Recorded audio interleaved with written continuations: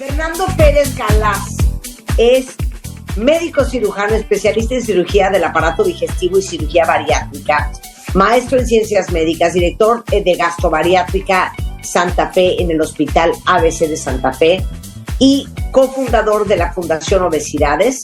Está certificado por el World Obesity Federation, el Fellow American College of Surgeons, el Fellow American Society for Metabolic and Bariatric Surgery, y hoy está con nosotros para entender qué tipo de comedor somos. El horror, Fer, es que el sobrepeso y la obesidad afecta al 75% de los mexicanos mayores de 20 años. O sea, básicamente, el 75% de México tiene sobrepeso y obesidad.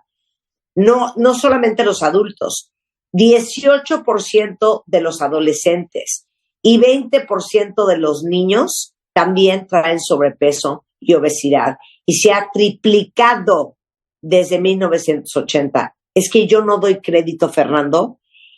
¿Por qué estamos haciendo todo tan mal? O sea, ¿cómo a partir de los 80 ya nos cayó la voladora? Sí. ¿Cómo estás, Marta? Qué gusto saludarte, Rebe, todos.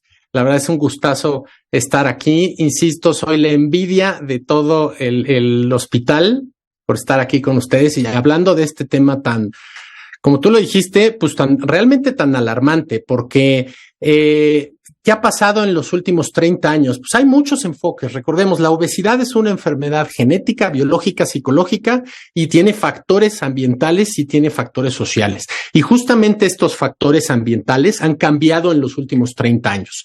Ha aumentado. México es el tercer país a nivel mundial en el consumo de comida ultraprocesada. Es el primer lugar en el mundo en el consumo de bebidas azucaradas y esto, pues en el refrescos. Simplemente, fíjate, un número. En México se consumen 165 litros de refresco por persona al año. 165 litros para que todos los contaminantes puedan una locura. Te voy a poner el otro extremo. Japón consume 5 litros. Y México 165. Chiapas consume 827 litros. O sea, vamos, ¿qué hemos hecho todo mal? Pues ese es solamente un ejemplo de todo lo mal que ha pasado en los últimos 30 años. Todo mal. No puedo creer que en Japón comen 5 litros de refresco al año. Pero les digo otra cosa. En Japón, por ejemplo, el azúcar está regulada. O sea, tú no puedes hacer en Japón un dulce que tenga cierto porcentaje de azúcar porque las autoridades que, digamos, rigen no te lo van a permitir. Entonces, pues los japoneses no comen la cantidad de azúcar que comemos nosotros. Porque ni siquiera la venden. Mira, exactamente, ni siquiera la venden. Ve qué gran ejemplo. Y aparte, ojalá y fuera, seguro lo comentó Nicolás, porque ojalá y fuera azúcar. Pero actualmente la mayoría de todas las bebidas azucaradas y los dulces ultraprocesados están endulzados con jarabe de maíz de alta fructosa, ni siquiera con azúcar. Entonces el jarabe de maíz de alta fructosa es un proceso químico en donde le echan a una máquina la peor calidad de maíz, la procesan y sale un endulzante que es barato y que tiene larga vida de anaquel. Y y México es de los principales consumidores de jarabe de maíz de alta fructosa que se asocia con obesidad, hígado graso y aumento de grasa visceral. 100%. Ok. ¿Qué tipo de comedor somos? Dame las categorías. Mira, hay que diferenciar estas dos categorías porque existe la alimentación disfuncional y las conductas alimentarias de riesgo. ¿Cuál es? Primero hay que entender cómo comemos, ¿no? Bueno, pues el peso de una persona, les decía, está regulado por diferentes factores, entre ellos, por supuesto, el material genético y el material epigenético, los factores metabólicos y lo que platicábamos al inicio, los factores ambientales. Esto regula el acto de comer que está pues regulado, valga la redundancia, por señales internas de hambre, apetito y saciedad. Ahora, De ahí que las principales categorías de los comedores los podemos dividir en la gente que come normal, lo que llamamos una persona que come pues a sus horas y todo lo que mencionó Nicolás de una buena relación con los alimentos y con el acto de comer, ¿no? Y de ahí brincamos a la gente que come en forma desordenada o en forma disfuncional o con conductas alimentarias de riesgo. Y otros, esas conductas alimentarias de riesgo pueden, lo más grave, pueden derivar a un trastorno de la conducta alimentaria. Entonces, vamos a partir, bueno, ¿cuál sería una alimentación normal o una alimentación regular? Bueno, pues una persona, ¿no?, que come en intervalos de tiempo regulares, tiene hábitos regulares, tiene una planeación o no de los alimentos, pero no interfiere con su vida y con su funcionamiento, y por lo general son entre 2 o 3 comidas al día con quizás 1 o 2 snacks o colaciones. Y el objetivo de la alimentación o del comer, pues está relacionado en nutrirse y en tener una buena relación con la comida. Entonces, ya teniendo esa base de, bueno, cuál es la alimentación normal, entonces partimos de cuál sería la alimentación desordenada o la alimentación disfuncional. Y después vienen lo que serían ya la patología, que sería los trastornos de la conducta alimentaria. Ok, pero a ver, no, quiero que seas todavía más específico. Cuando dices que come desordenadamente, a ver, ¿cómo es esa persona? Para ver a quién nos quiere el saco. ¿Okay? Es que hay muchos. Y algo, mira, ¿cuáles serían una alimentación desordenada o disfuncional? El comedor por ansiedad, el comedor por depresión, el comedor por estrés, el picoteo, el comedor nocturno. ¿Cuál es el comedor nocturno? El que hace ayuno prolongado o el que no come, nada en todo el día, o aquel que sale en la mañana y por prisas, pues oye, me como lo primero que me encontré o alguna barrita o lo que sea, hago todo ese ayuno pensando que estoy haciendo un ayuno, y en la noche, que fíjate, ya se baja pues la actividad del día, se te baja el estrés, ya como el rush del día baja, entonces ya estoy tranquilo y entonces pues ahí voy a tener mi alimentación. ¿Qué sucede? Que la mayoría de tus calorías las consumes en la noche y después de dormir, después de comer, pues te vas a dormir, ¿no? Es que la noche no lo puedo creer la tragedia. No puedo creer la tragedia de la noche. Pero a ver. Entonces, eso, te puedo decir que de la frecuencia de los tipos de comedores en nuestra ciudad y en nuestro país, este es uno de los que más encontramos. Porque, pues sí, en la mañana pues sales y entre pues, los que tenemos niños y bueno, y pues entre el rush del día llegas a la oficina y haces y bueno, pues estás haciendo 1501 cosas, y cuando llegamos a la casa, entonces ahí encontramos pues un poco de paz y el refrigerador al lado. Entonces todo lo que mencionaba Nicolás de la planeación de tu alimentación y de tu 80-20, pues es muy difícil que lo logres controlar, ¿no? Claro, y aparte siento que eso de comer en la noche tiene todo que ver con sentir que, oye, te fletaste el día entero, triunfaste, híjole, chambeaste, es mi recompensa. Sí. Claro. ¿No? Exactamente, ¿no? O decir, oye, no he comido nada en todo el día porque mi día estuvo muy pesado, pues entonces ahorita ahí sí, ya, pues, como tú dijiste, Marta, pues me voy a tener mi recompensa o me voy a relajar. Y ahí, fíjate, cuando el tener una alimentación así desordenada es lo que favorece a tener mayor ingesta de alimento. Uno, porque la señal de hambre la has ignorado durante todo el día, y es cuando se te baja este rush, insisto, del día o las ocupaciones, cuando entonces esa señal de hambre pues la vas a tener más evidente y se va a apoderar de ti, y entonces es más difícil que lleves realmente un control de lo que vas a ingerir. Claro, totalmente. Ok, siguiente, el que le da, la persona que le da un valor emocional a la comida o el comedor emocional. ¿Ese cuál es? Y aquel que no conecta con sus emociones, o el detonador de una de emoción lo va a buscar alivio o placer en un alimento. Claro, estoy triste, me echo un bote de helado. O unos molletes.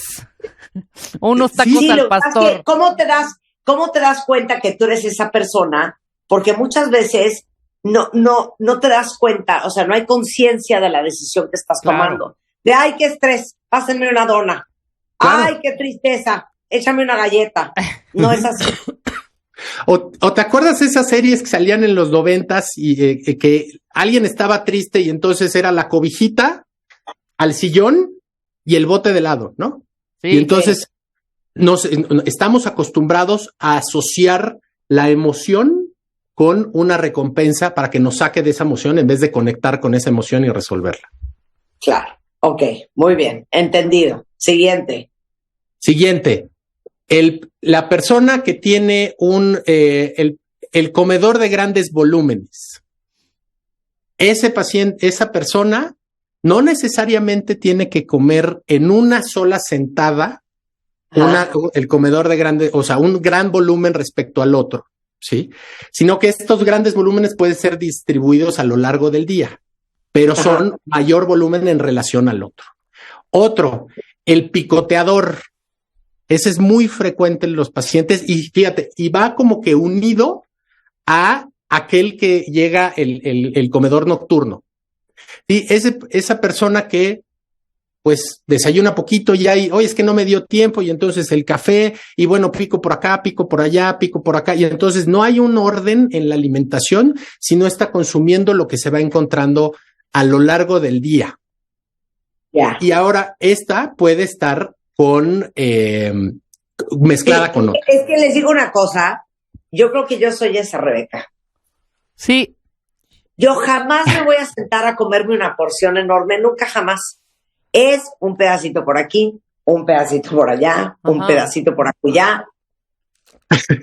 Yo soy la picoteadora. No, pero entiendo perfecto. Y Marta jamás se va a sentar en una mesa más de tanto tiempo. O sea, no hace ese ritual de la comida como a otros nos encanta. ¿Me explicó?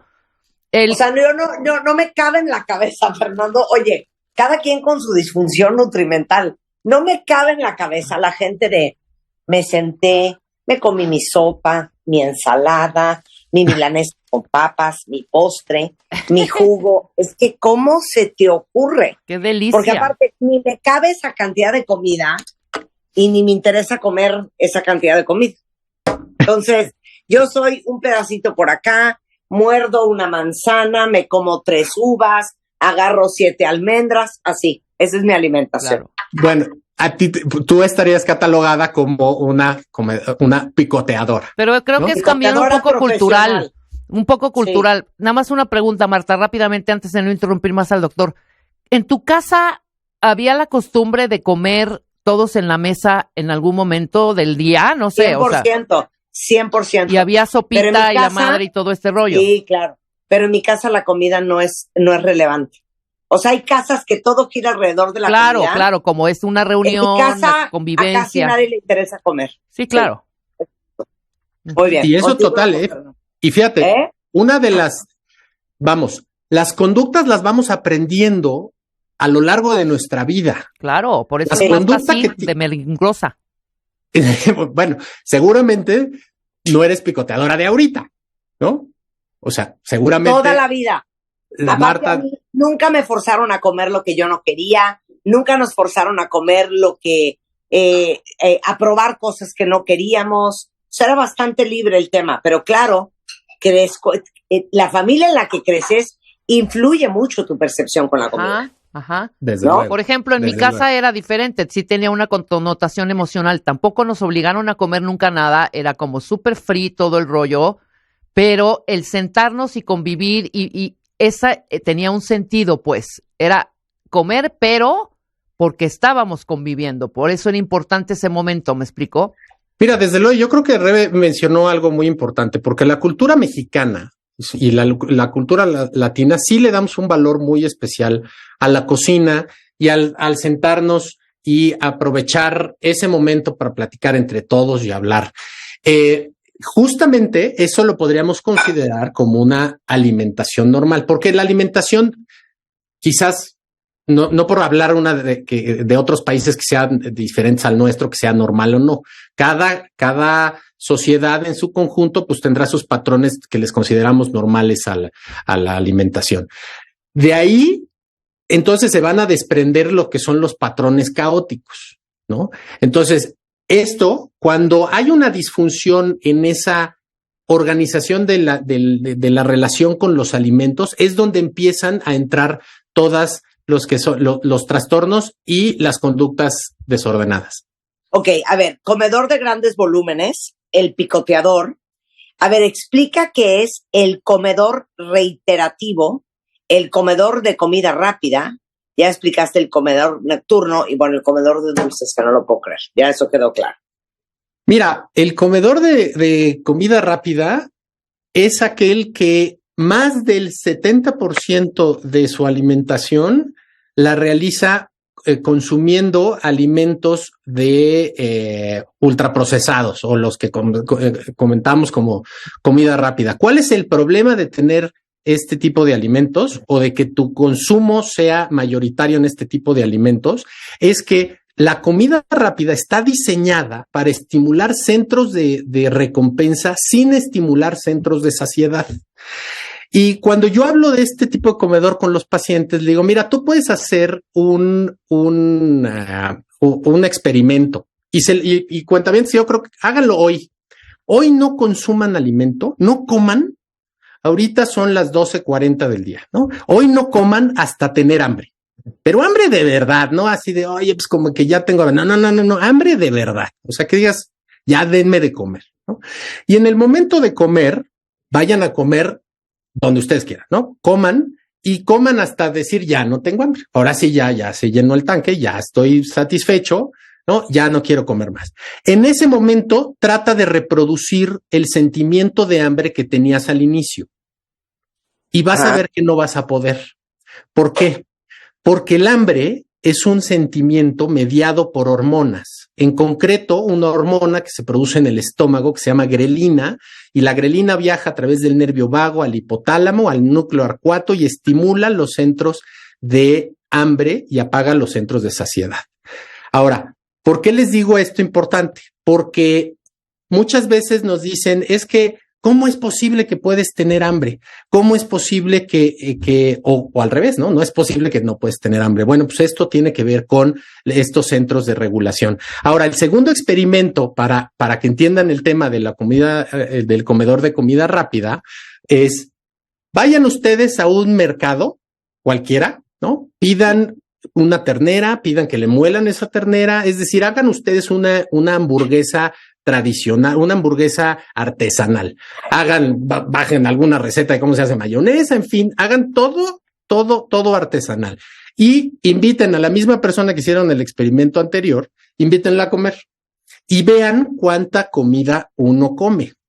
Vas a ver que no comen grandes volúmenes de comida. Oye, me como una hamburguesa y no, pues ya me llené. Ahora, lleven a esa misma muestra de personas, llévatelo a comer a cualquier restaurante de comida rápida. Y diles, ahora sí que éntrenle, ¿no? Yo pago, ¿no? Aquí yo pago la cuenta. Y van a ver quién consume más en cantidad de alimento. En tu casa, cuando les hiciste hamburguesas tradicionales o pizza tradicional, o los que los llevaste a una comida, a una comida rápida. ¿Y esto por qué? ¿Por qué, Marta? Porque el alimento hecho en comida rápida tiene aditamentos, ¿no? Aditivos, tiene conservadores, tiene muchos otros químicos que están diseñados para estimular centros de recompensa en el cerebro sin estimular centros de saciedad. De ahí la importancia de reconocerse si una persona es comedor de comida rápida, porque va a tener y sobre todo lo más importante, que no se me da la idea, es que en pequeños volúmenes de comida vas a tener grandes aportes calóricos, tanto de grasa como de azúcares, como de sal. Y bueno, pues esto lo tocó Nicolás al inicio, ¿no? Claro. Oye, y no quiero quedarnos sin tiempo sin que toques un punto bien importante. Las conductas compensatorias, la restricción calórica, obviamente los atracones, y bueno, ya ni meternos en esta conversación en bulimia y anorexia, pero el atracón y la conducta compensatoria y la restricción calórica. Mira, el problema de tener una alimentación disfuncional es que corremos el riesgo de saltar hacia conductas alimentarias de riesgo. Y tener conductas alimentarias de riesgo nos pone en un porcentaje de un alto riesgo de padecer trastornos de la conducta alimentaria. Entonces, las conductas alimentarias de riesgo se definen como comportamientos alterados de la ingesta de alimento que no siempre, o sea, no necesariamente cumplen con los criterios para ser diagnosticados como un trastorno, pero forman parte de comportamientos alterados. Si estos comportamientos se van haciendo cada vez más frecuentes, pues entonces estos van a resultar en un trastorno de la conducta alimentaria. O sea, hay gente, Fer, fíjense lo que le voy a preguntar a Fernando Pérez Galaz, que come sin culpa. Sí existe gente que come sin culpa, pero no es en el 100% del tiempo. Si tienes un trastorno o una conducta alimentaria de riesgo, no es de, pues es que a él le vale. No. Quizás en ese momento puedas ver que a esa persona no le preocupa o no le importa, o como tú dices, pues como sin miedo, pero después, que eso es lo que pone en riesgo a los pacientes, viene pensamientos de remordimiento o vienen conductas compensatorias como lo que mencionaste, que puede ser ejercicio excesivo, ¿no? Que esto incluso lo vemos como funcional, o ahí ya las prácticas de dietas restrictivas, uso de laxantes, enemas, diuréticos, etcétera. Oye, ahora, ¿cómo diagnosticas? ¿Cómo diagnosticamos? Bueno, el diagnóstico de las conductas alimentarias de riesgo y de la alimentación disfuncional, esta tiene que ser por un equipo multidisciplinario. Los pacientes tienen que ser evaluados por supuesto, nutrición, psicología, en algunos casos psiquiatría, endocrinología, medicina interna, y en el caso de pacientes con sobrepeso o obesidad, por un médico bariatra entrenado, por supuesto, en trastornos de la conducta alimentaria. Dentro de esa evaluación, nosotros realizamos una serie de pruebas y de cuestionarios. Existen alrededor de 17 pruebas diagnósticas, dentro de las que más se usan son los cuestionarios de conductas alimentarias de riesgo y el cuestionario de atracón. Constan más o menos, te voy a comentar uno, ¿no? Constan de 10 preguntas y se hacen preguntas sobre la preocupación por engordar, la práctica de atracones, la sensación de falta de control al comer y la relación emocional con la comida. Por ejemplo, hay te voy a dar alguna pregunta, un par de preguntas del trastorno por atracón. A ver, contesten las cuentavientes. Pregunta número 1. No pienso en mi peso y en las dimensiones de mi cuerpo cuando estoy con otras personas. Son las opciones de la pregunta, ¿no? Contesta cuál te corresponde. Sí. Me preocupo por mi aspecto, pero no hace que esté insatisfecho con mi físico. Ajá. Pienso en mi aspecto y en mi peso y me siento decepcionado o decepcionada. Pienso mucho en mi peso y advierto mucha vergüenza y repugnancia. Por esto, en lo posible, evito encontrar a otras personas. Cada una de estas preguntas te va a dar una puntuación y eso al final es lo que nosotros evaluamos. Y no es por supuesto que estas preguntas te den un diagnóstico, sino forma parte de todo un test de integración para el diagnóstico. Otra pregunta. El primer reactivo es: no tengo dificultad en comer despacio, sentado o sentada o correctamente, ¿no? O sea, sentado o sentada correctamente. Me parece que trago la comida, pero al final no estoy demasiado lleno por haber comido excesivamente. O sea, me doy cuenta que comí mucho, pero no estoy lleno al final. Algunas veces como rápidamente y luego me siento que estoy muy lleno o muy lleno.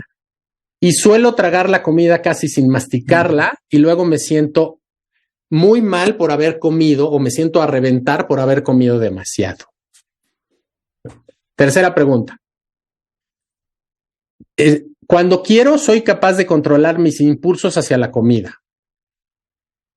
Creo que tengo un control menor sobre la comida en comparación con los demás.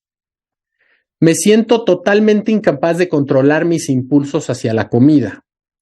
Me siento totalmente incapaz de controlar mi relación con la alimentación e intento desesperadamente combatir mis impulsos hacia la comida. Y número 4, no suelo comer cuando estoy aburrido o aburrida. Algunas veces como cuando estoy aburrido o aburrida, pero a menudo consigo distraerme y no pienso en la comida. A menudo cuando estoy aburrido o aburrida, pero algunas veces consigo distraerme y no pienso en la comida, o suelo comer cuando estoy aburrido y nada puede detenerme. Y el número 5, para que veamos cuántos respondimos, normalmente cuando como es porque tengo hambre. Algunas veces como por impulso sin que tenga realmente hambre. A menudo como para satisfacer una sensación de hambre, aunque físicamente no necesito comida. En ocasiones ni siquiera puedo saborear lo que como.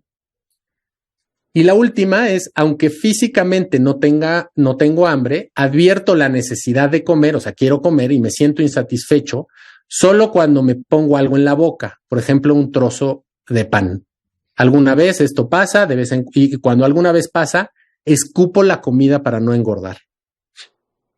Entonces, fíjate, todos estos reactivos los vamos llenando y entonces, después de una evaluación completa, estos forman parte de una calificación y entonces entregamos al paciente, pues, un resultado y le decimos, bueno, pues tienes una alimentación disfuncional, un posible trastorno de la conducta alimentaria y nos acercamos, digamos, ya más hacia el tratamiento. Bueno, yo creo que ya con esto lo tienen ustedes claro. Ahora, quiero que les platiques sobre la Fundación Obesidades.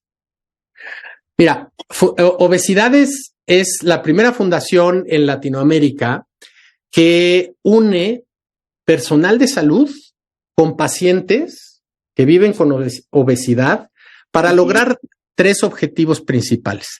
El primero es el reconocimiento de la obesidad como una enfermedad crónica. Por desgracia, Marta, lo hemos platicado en otras ocasiones, la obesidad en nuestro país no se reconoce plenamente como una enfermedad y se ve casi como algo que los pacientes quieren vivir así, ¿no? Entonces, esa es la principal línea de obesidades. La segunda es luchar en contra de la discriminación que padecen y viven las personas que viven con obesidad. Y la tercera es la capacitación del personal de salud en ciencia de obesidad. Esas son las tres líneas estratégicas. Bueno, ¿dónde te encuentran para los que necesitan ayuda? Porque busquen el podcast que tenemos de la primera conversación que tuvimos con Fernando Pérez Galás, que es cirujano bariatra, de cuáles son las alternativas cuando uno tiene pues un serio problema de obesidad. Pero ¿dónde te encuentran? Miren, les voy a dejar mi celular, yo siempre contesto, mándenme un WhatsApp, el 55 19 49 62 33 y en redes sociales como DR Pérez Galás. Estoy por supuesto, en Twitter, estoy en Instagram, estoy en Facebook y en mi página de internet, drperezgalas.com.